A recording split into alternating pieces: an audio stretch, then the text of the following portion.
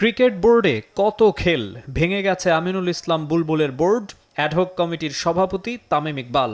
দীর্ঘদিন ধরে পদবি চেয়ারের লড়াইয়ে উত্তপ্ত ক্রিকেটে এবার সত্যিকার মাঠের খেলার পালা। এসে গেছে নিউজিল্যান্ড দল।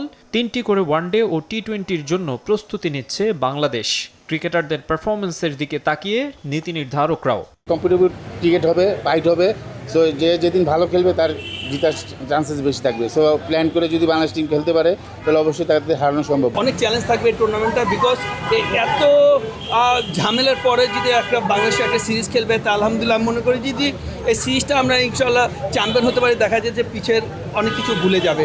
তাহলে দেখা যায় এই সিরিজটা দেখা যায় প্লেয়ারদের অনেক কনফিডেন্স দেবে, যারা অফিসিয়াল নতুন আসতেছে তাদেরও অনেক কনফিডেন্স আসবে। নিউজিল্যান্ডের প্রথম সারির অনেক ক্রিকেটারই নেই এই সফরে। অনেকেই ডাকছেন বি টিম। ওয়ানডে বিশ্বকাপে সরাসরি খেলার পথে এগিয়ে যেতে আসন্ন সিরিজে পূর্ণ পয়েন্টই প্রত্যাশা থাকবে মেহেদী হাসান মিরাজের দলের কাছে। পাকিস্তান সিরিজে পেস সহায়ক উইকেটে খেলা হলেও কিউই বধে পরিকল্পনায় আবারও সেই স্লো উইকেট।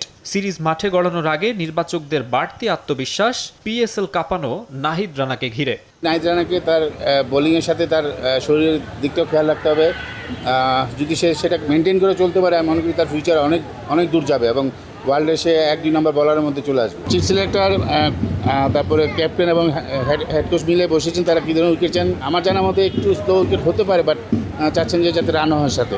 নিউজিল্যান্ড সিরিজের পরপরই ঢাকা প্রিমিয়ার লিগ শুরু হওয়ার কথা চলছে, যেখানে নজর কাটতে চাইবেন অনেকে। 2027 ওডিআই বিশ্বকাপ সামনে রেখে এই ডিপিএলকে গুরুত্বের সঙ্গে দেখবে সিলেকশন প্যানেলও। ওয়ার্ল্ড কাপের পরেও তো বাংলাদেশ টিম আরও দূর যাবে, তো সেক্ষেত্রে আমাদের তো প্লেয়ার দরকার হবে তখন।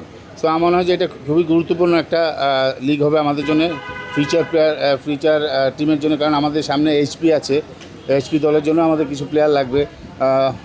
আন্ডার-23 অনেক প্লেয়ার আছে যারা ভালো খেলেন কিন্তু সুযোগ পাচ্ছেন না, তাদের জন্য একটা ভালো অপরচুনিটি থাকবে এই লিগে। তো আমি মনে করি এই লিগটা আমাদেরকে অনেক কাজে দিবে প্লেয়ার সিলেকশনের ক্ষেত্রে। বিশ্বকাপের দলে খুব বেশি পরিবর্তন যে আসবে না সেটাও ইঙ্গিত দেন নির্বাচক। মাকসুম আলম খান, সময় সংবাদ, ঢাকা।